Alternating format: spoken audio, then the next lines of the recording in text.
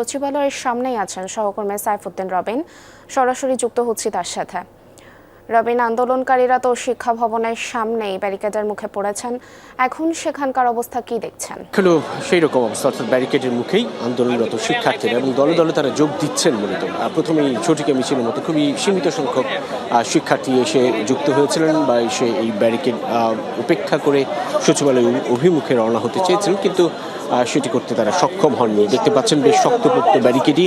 কাঁটাতারের এই ব্যারিকেডের ওপাশেই রয়েছে জলকামান, এপিসি অর্থাৎ আর্মার্ড পুলিশ গার্ড। সব কিছু নিয়ে আইন শৃঙ্খলা পরিস্থিতি নিয়ন্ত্রণের জন্য পুলিশের সতর্ক যে অবস্থান সেটি লক্ষ্য করা যাচ্ছে। মূলত দিনের শুরু থেকেই পুলিশের এই তৎপরতাটুকু ছিল, অর্থাৎ পর্যাপ্ত সংখ্যক পুলিশ মোতায়েন করা হয়েছিল এই জায়গাটায় এবং বেলা 4টা নাগাদ বলা চলে প্রথম দলটি এসে পৌঁছায় এবং এটি হচ্ছে একেবারে আব্দুল গনি রোডের, অর্থাৎ শিক্ষা ভবনের প্রেস ক্লাবের যে কদমফড়া রয়েছে সেটি পার হয়ে সচিবালয় অভিমুখে রওনা হওয়ার যে মুখটি, একেবারে সেই আব্দুল গনি রোডের মুখেই বলা চলে এই ব্যারিকেডটি দেওয়া হয়েছে এবং সড়কের দুপাশেই, অর্থাৎ যেদিক থেকে যাওয়ার এবং আসার সচিবালয় অভিমুখে সেই দুপাশেই এই ব্যারিকেডটি রয়েছে এবং সীমিত সংখ্যক শিক্ষার্থী আসলে এখন দেখা যাচ্ছে এখানটায়। আন্দোলনরত শিক্ষার্থীদের মধ্যে অল্প কিছু সংখ্যক শিক্ষার্থী প্রথমে এসেছিল, সংখ্যায় সেটি 10 থেকে 15 জন এবং এরপর আরও একটি দল এসে যুক্ত হয় মূলত, এবং তাদের যে দাবি সেই একই দাবি এখনও তারা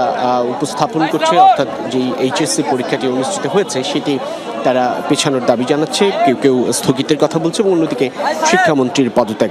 কেউ কেউ বলছেন গতকাল তারা রাত 8টা, 8:30 নাগাদ পর্যন্ত তারা তাদের আন্দোলন অব্যাহত রেখেছিলেন। সেই জায়গাটায় তাদের প্রত্যাশা ছিল আজকে পরীক্ষাটি অন্তত স্থগিত করা হবে, কিন্তু সেটিও করা হয়নি। এর ফলে তারা আজকের পরীক্ষার বেলায়ও খানিকটা বিপর্যয়ের মধ্যেই পড়েছে, অর্থাৎ পরীক্ষা ভালো হয়নি অনেকটা কেবল আন্দোলন করতে গিয়ে।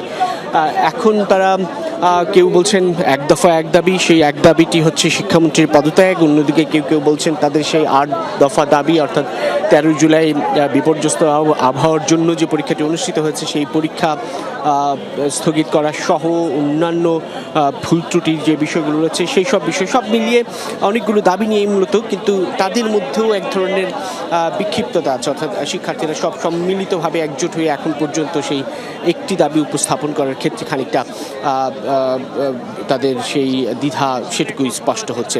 তবে আইনশৃঙ্খলা বাহিনী যেমন শান্তিপূর্ণভাবে পুরো পরিস্থিতি মোকাবেলা করতে চায়, শিক্ষার্থীরাও শান্তিপূর্ণভাবেই এই সংকটের সমাধান প্রত্যাশা করছে যারা আন্দোলন করছে এবং যারা সড়কে অবস্থান করছে। মোটামুটি আপাতত এই পর্যন্তই। তারা যারা ইতিমধ্যেই যোগ দিচ্ছে তারা আশা করছেন আরও শিক্ষার্থী এসে জড়ো হবে তাদের সঙ্গে এবং তারপর তারা সচিবালয় অভিমুখে যাওয়ার আরও এক দফা চেষ্টা করবেন। পুরবী। ধন্যবাদ রবিন আপনাকে।